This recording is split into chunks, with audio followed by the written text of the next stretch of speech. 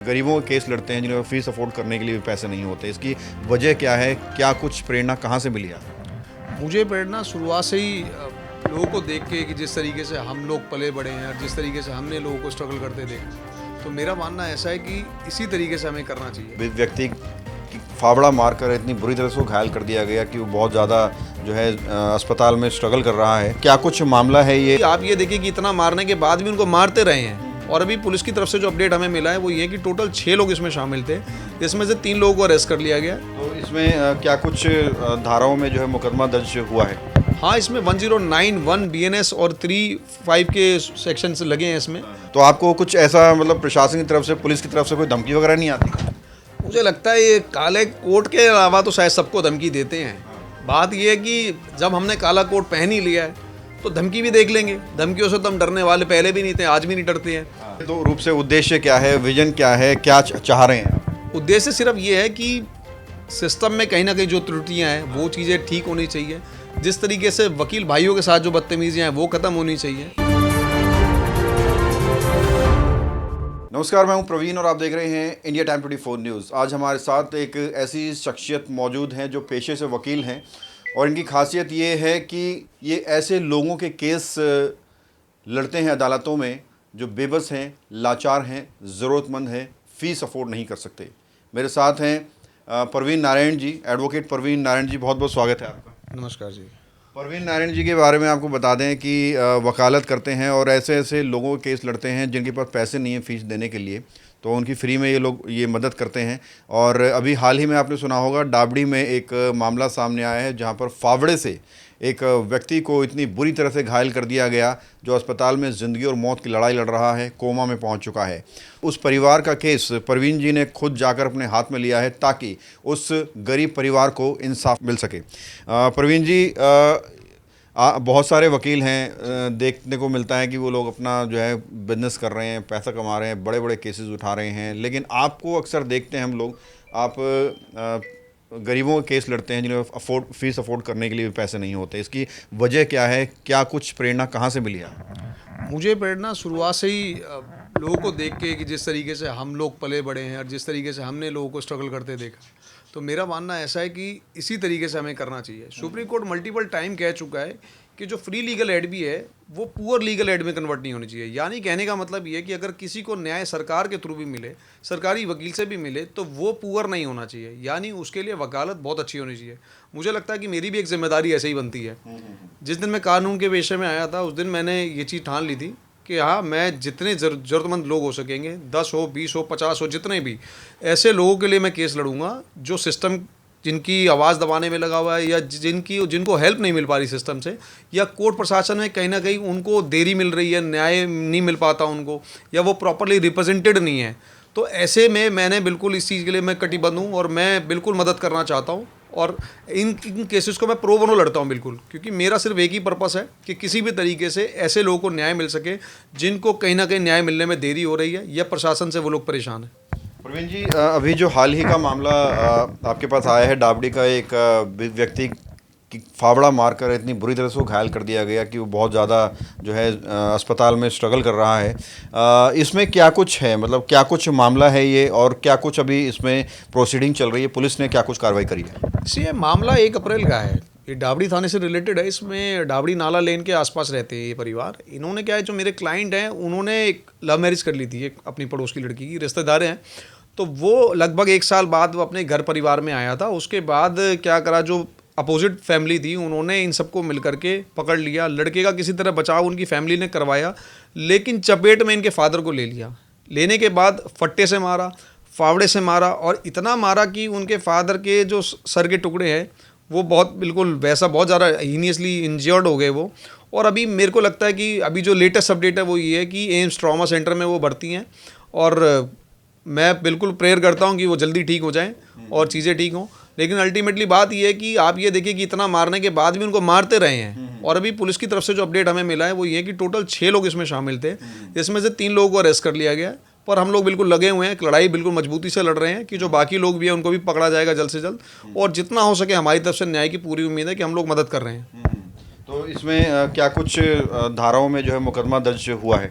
हाँ, इसमें 1091 BNS और 35 के सेक्शंस लगे हैं इसमें। पर हमारी कोशिश ये है कि इसके अंदर और भी सारी चीज़ें हैं जिनको लगाया जाना ज़रूरी है। हालांकि वो चीज़ें पेंडिंग इन्वेस्टिगेशन भी है, अभी इनिशियल स्टेज पे इन्वेस्टिगेशन है। मेरी साथ साथ जो कंसर्न अधिकारी हैं IO महोदय, उनसे भी बात चल रही है, थाना अध्यक्ष से भी हम लोग मिले हैं। तो हमारी कोशिश ये है कि इसमें संगीन से संगीन सेक्शंस लग सके और जो चीज़ें हैं सारी चीज़ें वो रिपोर्ट में आ सकें, चार्जशीट का पार्ट बन सकें और जो पीड़ित परिवार है उनको न्याय मिल सके। आप लोगों का लगातार सपोर्ट करते हैं और आप उन लोगों से क्या कुछ उम्मीद करते हैं जो चाहते हैं कि एडवोकेट साहब हमारे साथ खड़े रहें? मैं सिर्फ उनसे इतनी ही उम्मीद करता हूं कि जिस उम्मीद से वो इस वकालत के पेशे को देखते हैं वो अपनी उम्मीद को टूटने ना दें, वही उम्मीद बना के रखें। चाहे मैं मिलूंगा आपके लिए, चाहे मेरे जैसा कोई और साथी मिलेगा, पर आपकी मदद करने के लिए ज़रूर मिलेगा। और ऐसे लोग ज़रूर हमें कांटेक्ट करें जो गरीब हैं, किसान हैं, महिलाएं हैं, या ऐसा कोई भी मैटर जो आप समझिए कि समाज में कहीं ना कहीं बदलाव लाएगा। कोई PIL हो, रेट हो, किस तरीके से, जिस तरीके से हम समाज में बदलाव कहीं ना कहीं दे सकते हैं या लोगों में विश्वास जता सकते हैं, लोगों को न्याय दिलाने में मदद कर सकते हैं, तो हम लोग ऐसे लोगों के लिए लड़ते रहते हैं। प्रवीण जी, पुलिस की कार्रवाई पर लगातार आप सवाल उठाते रहे हैं। सागरपुर का मामला है, आपने इतने अच्छे तरीके से हाईलाइट किया, फिर पालम में भी आप वकीलों की यूनिटी में साथ दिखे। तो अब क्या यूनिटी जो आपकी है आगे भी इसकी लड़ाई लड़ रही है कि जिस तरह से पुलिस वाले मिसबिहेव करते हैं लोगों के साथ उल्टी सीधी बातचीत करते हैं, तो उसके लिए आगे क्या कुछ स्ट्रगल चल रहा है? उसमें स्ट्रगल ये है कि आप ये समझ लीजिए, जिस दिन आप ये काला कोट पहन लेते हैं, उस दिन आपकी लड़ाई सिर्फ कोर्ट तक सीमित नहीं होती है। आपकी लड़ाई धरातल पे भी होती है, आपकी लड़ाई पुलिस प्रशासन के साथ भी है, आपकी लड़ाई थानों में भी है। क्योंकि बात समझिए कि कहीं जगह ये एक मिसकंसेप्शन आ रहा है मार्केट के अंदर, लोगों के बीच में ये मिसकंसेप्शन आ रहा है जो कि पुलिस के अधिकारी लोगों में छोड़ रहे हैं कि जी थाने में वकील नहीं आ सकता। मैं आपको एक बात बता दूं, आप समझ लीजिए कि आपका कोई पेंशन का मुद्दा हुआ, आपका कोई क्रिमिनल मैटर हो गया, आपका कोई सिविल मैटर हो गया जिसके अंदर थाने के ऑफिसर्स इन्वॉल्व हैं, तो अल्टीमेटली और आपको कोई पिटीशन लगानी है, आपको रिट लगानी है, आपको SLP लगानी है, तो अल्टीमेटली होगा क्या कि आपको अपने वकील के साथ थाने में जाना पड़ेगा, आपको इन्वेस्टिगेशन ज्वाइन करनी है और आपको थ्रेट है कहीं ना कहीं कि जो ऑफिसर हैं वो आपको अरेस्ट कर सकते हैं। तो आपको बचाने का काम कौन करेगा? अगर आप ये समझ लीजिए कि अगर थाने में वकील ही नहीं जाएगा, वकील की एंट्री नहीं होगी, जो कि कहीं ना कहीं उसका राइट भी है आपके लिए मदद करना और ड्यूरिंग इंटेरोगेशन भी आना और बीच के प्रोसीजर्स में भी, तो इसीलिए मुझे लगता है कि वकालत की लड़ाई हर तरह से हर कोने पे है और आपके लिए ही है। तो मेरे को लगता है कि जब तक मैं इस वकालत के पेशे में हूँ, जब तक हम जिंदा हैं, जब तक सांस ले रहे हैं, तब तक मैं अपने साथियों के लिए लड़ता रहूँगा और मजबूती से लड़ता रहूँगा। प्रवीण जी, आप ऐसे लोगों के केस लड़ते हैं जो परेशान हैं, ज़रूरतमंद हैं, और ज़्यादातर ये होता है कि वही लोग परेशान होते हैं सिस्टम से जो हार चुके होते हैं, प्रशासन जो हार चुके होते हैं, और आपका जो केस होता है वो भी सिस्टम प्रशासन के खिलाफ ही ज़्यादातर होता है। तो आपको कुछ ऐसा मतलब प्रशासन की तरफ से, पुलिस की तरफ से कोई धमकी वगैरह नहीं आती? मुझे लगता है ये काले कोट के अलावा तो शायद सबको धमकी देते हैं। बात ये है कि जब हमने काला कोट पहन ही लिया है तो धमकी भी देख लेंगे। धमकियों से तो हम डरने वाले पहले भी नहीं थे, आज भी नहीं डरते हैं। और अगर धमकी आएगी भी तो उसको भी अपने हिसाब से देखा जाएगा। लेकिन बात इतनी सी है कि मैंने लड़ना बंद नहीं करना है, चाहे वो लोगों के लिए लड़ा जाए, चाहे वो अपने वकील भाइयों के लिए लड़ा जाए, तो हम तो लड़ते रहेंगे। मुख्य रूप से उद्देश्य क्या है, विजन क्या है, क्या चाह रहे हैं आप? उद्देश्य सिर्फ ये है कि सिस्टम में कहीं ना कहीं जो त्रुटियां हैं वो चीज़ें ठीक होनी चाहिए। जिस तरीके से वकील भाइयों के साथ जो बदतमीजियाँ हैं वो ख़त्म होनी चाहिए, और पुलिस को अपनी हद पता होनी चाहिए और हम हद में रह करके काम करते हैं। और दूसरी बात यह कि अगर कोई हम तक पहुंच रहा है, न्याय की उम्मीद में पहुंच रहा है कि वकील साहब के पास जाएंगे तो शायद न्याय मिल जाएगा, और कहीं ना कहीं जो मैं अपनी बात है वो प्रॉपरली रिप्रेजेंट कर पाऊँगा कोर्ट में कि वकील साहब साथ हैं, तो वो चीज़ें मुझे लगता है कि ये बदलाव होना चाहिए। और जब तक सिस्टम के अंदर इस तरीके की चीज़ें नहीं आएगी और जब तक ये चीज़ें इसी तरह बनी रहेंगी तो हमारी लड़ाई चलती रहेगी, हमारी लड़ाई रुकने वाली नहीं है। बहुत बहुत शुक्रिया बात करने के लिए। धन्यवाद प्रवीण जी। तो ये थे हमारे साथ प्रवीण नारायण जी, जिन्होंने बताया कि वो गरीबों के लिए, बेसहारों के लिए और आर्थिक रूप से कमज़ोर लोगों के लिए न्याय की लड़ाई लड़ते हैं, इंसाफ की लड़ाई लड़ते हैं। वो लोग फीस तो नहीं दे सकते लेकिन इन्हें दुआएं ज़रूर देंगे।